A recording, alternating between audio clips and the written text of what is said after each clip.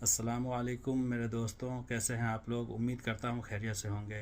अगर आप लोग सऊदी अरब में रहकर अपना ड्राइविंग लाइसेंस बनाना चाहते हैं तो किस तरीके से ड्राइविंग लाइसेंस बनता है और क्या क्या प्रोसेस है उसके बारे में मैं तफसील से आपको बताऊंगा और अपना एक्सपीरियंस आपके साथ शेयर करूंगा। जैसा कि यहाँ पे बहुत तरीके का हवा मचा हुआ है कि ये होता है, वो होता है, ये तकलीफ़ होती है, वो तकलीफ़ होती है। अभी अभी मैंने अपना ड्राइविंग लाइसेंस लिया है और मुझे किस तरीके से क्या क्या करना पड़ा है और कैसे कैसे मैंने किया है, स्टेप बाय स्टेप आपको बताऊंगा और उसके बारे में अपना एक्सपीरियंस भी आपके साथ शेयर करूंगा कि कैसे क्या क्या करना पड़ता है। तो सबसे पहले तो आप ये जान लीजिए कि आप किस एरिया में रहते हैं। अगर जिस एरिया में भी रहते हैं वहाँ पता कर लें कि वहाँ पे कितने ड्राइविंग स्कूल हैं। जैसा कि मैं ईस्टर्न यानी अल-हसा में रहता हूँ और अल-हसा में मैंने पता किया है 2 ड्राइविंग स्कूल है। एक तो अल-मुबर्रज़ में है, जहाँ मैं गया था तो वहाँ पे काफ़ी रश और काफ़ी भीड़ देखा था। उसके बाद जब मैं दूसरे ड्राइविंग स्कूल के बारे में पता किया तो दूसरा कतर रोड पे अल खर्स करके है।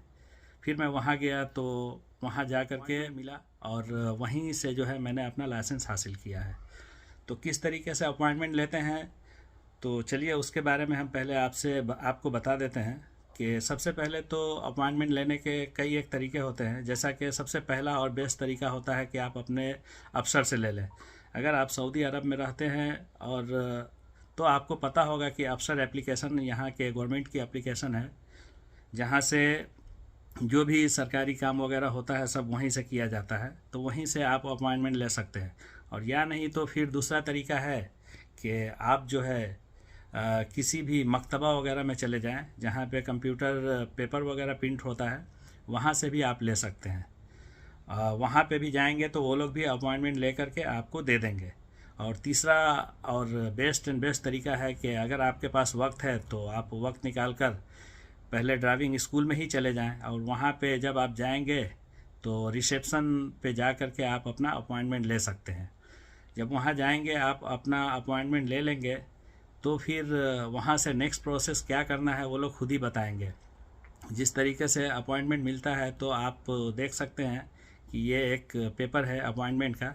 ये लेने के बाद वो लोग आपको मेडिकल के लिए भेज देंगे। आई टेस्ट वगैरह होता है और वो वहीं पे होता है। लेकिन हाँ, अगर आप फ्रेशर हैं, बिल्कुल नए हैं और फर्स्ट टाइम बनवा रहे हैं तो आपको अपने ब्लड ग्रुप के बारे में भी पता होना चाहिए।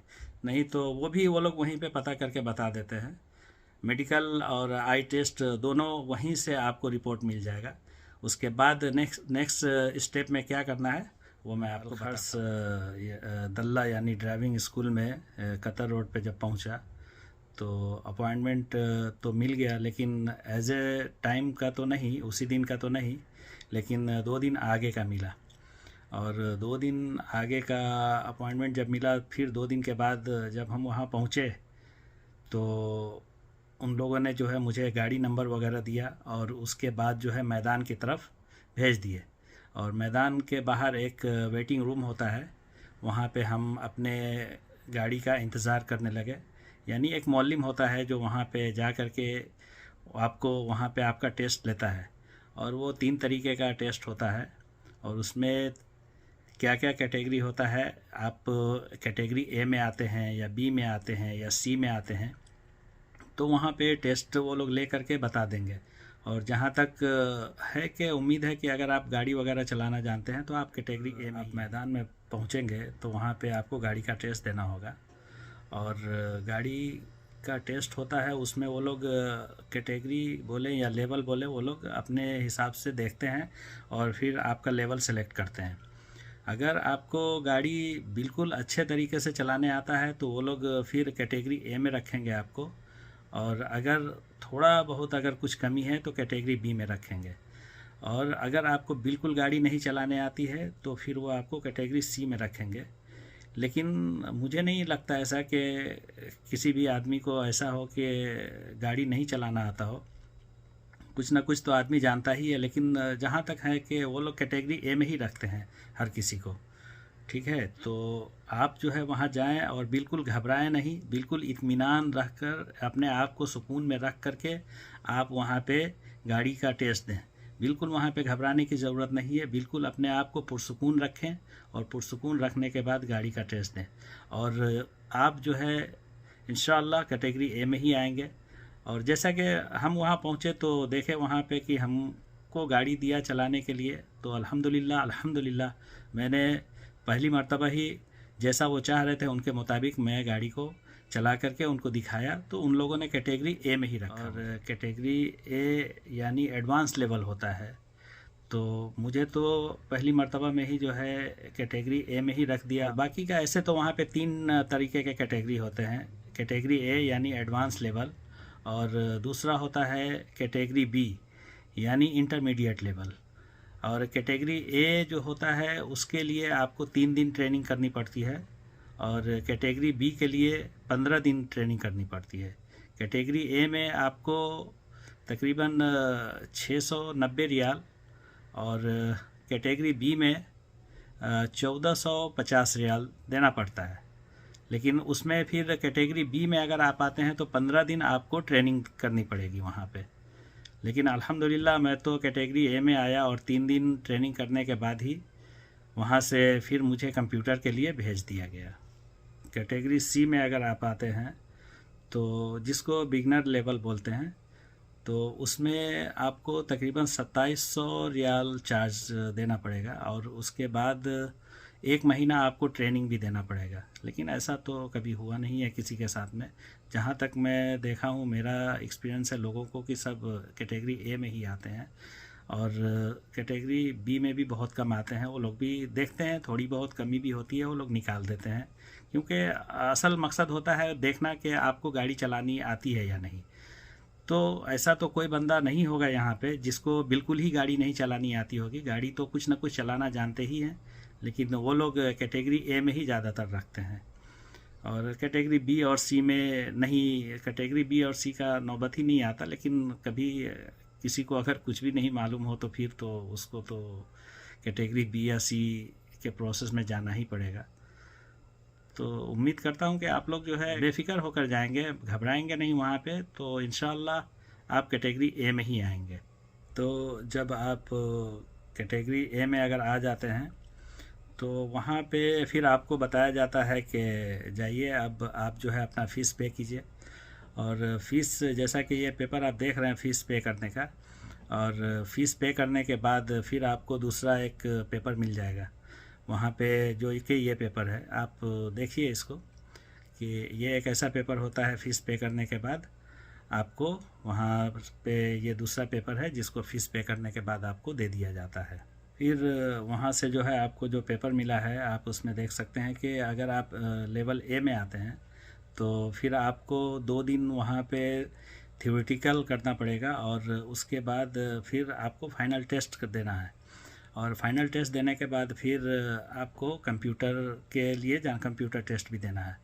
तो अगर आप जो है लेवल ए में आते हैं कैटेगरी ए में, तो 2 दिन आपको क्लास के लिए जाना है वहाँ पे थ्योरी के लिए, और 1 दिन फिर आपको वो लोग खुद ही टाइम देंगे अपॉइंटमेंट कि आपको फ़लाने दिन आना है। फिर उस दिन जिस टाइम पे बुलाएंगे, जैसे तो सुबह में ही होता है फ़ाइनल, तो सुबह फिर आपको जाना है और जा कर के वहाँ पे अपना फ़ाइनल टेस्ट देना है।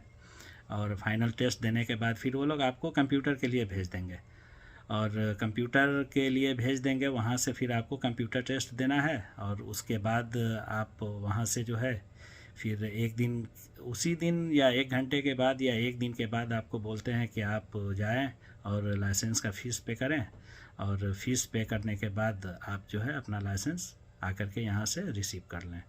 अल्हम्दुलिल्लाह जब मैं कंप्यूटर टेस्ट देने गया तो अल्लाह का शुक्र है कि मुझे तो अल्हम्दुलिल्लाह उस चीज़ के बारे में पहले से ही मालूम था, और मैंने बहुत पहले से तैयारी भी कर रखा था कि मुझे जो है लाइसेंस निकलवाना है। और अल्लाह का शुक्र है कि मैं पहली मर्तबा में ही कामयाब हो गया। आप ये मेरा लाइसेंस भी देख सकते हैं कि अल्लाह का शुक्र है कि मैं पहली मर्तबा में ही कामयाब हो गया। आप लोग भी इसी तरीके से बेफ़िक्र होकर बिल्कुल घबराएं नहीं, और कुछ नहीं होता है।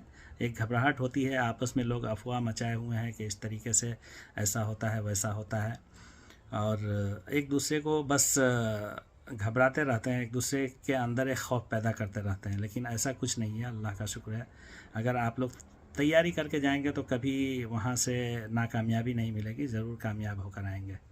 और कैसा लगा हमारा ये एक्सपीरियंस सऊदी अरब के लाइसेंस के बारे में, तो आप अपने दोस्तों के साथ शेयर भी कर सकते हैं।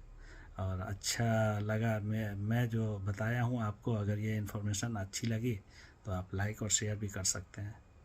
उसके बाद आप लोगों को जो है फिर कंप्यूटर टेस्ट देना होगा, और कंप्यूटर टेस्ट के लिए आप अच्छे तरीके से तैयारी कर लें। इस बीच में जितना वक्त मिले उतना आप जो है देख लें। और उसके लिए बहुत सारे दल्ला एप्लीकेशन है मोबाइल में, प्ले स्टोर वगैरह में सऊदी के लिए, वहाँ से आप जो है देख सकते हैं। तो जब आप कंप्यूटर टेस्ट देने के लिए जाएंगे तो वहाँ पे फिर आपको एक सवाल होगा और उसके 4 ऑप्शन में जवाब होते हैं, और उसमें से एक सही जवाब आपको वहाँ से चुनना पड़ता है। और एक सही जवाब अगर आप सेलेक्ट करते हैं तो उस तरीके से मैंने देखा है कि टोटल कंप्यूटर पे 20 जो है सवाल आए थे, जिसमें से अगर आप 18 के जवाब सही दे देते हैं तो फिर जो है आप कामयाब हो जाते हैं, और नहीं तो फिर आप फेल कर दिए जाते हैं। और दोबारा कंप्यूटर टेस्ट के लिए 85 रियाल देना पड़ता है। फिर दोबारा फेल हो जाते हैं तो फिर आपको 85 रियाल देना पड़ता है। इस तरीके से बार बार आपको पैसा पे करना पड़ेगा। तो बेहतर है कि आप जो है यहाँ पे तैयारी कर लें। गूगल वगैरह पे भी आता है 4 option question for driving licence in Saudi Arabia करके है ऐसा, अगर वहाँ से भी आप देख सकते हैं और वहाँ से भी आप प्रैक्टिस कर सकते हैं। अगर आप मुकम्मल प्रैक्टिस करके जाएंगे तो इंशाअल्लाह बिस्मिल्लाह आप ज़रूर कामयाब हो जाएंगे, और एक बार में ही कामयाब हो जाएंगे। लेकिन हाँ, वहाँ पे भी मरूर होता है, आपको घबराना नहीं है, बिल्कुल इत्मीनान के साथ जो है अपना कंप्यूटर टेस्ट देना है, और उसके बाद जो है आपको वहाँ से कामयाबी हासिल करके अपना ड्राइविंग लाइसेंस लेकर आना है।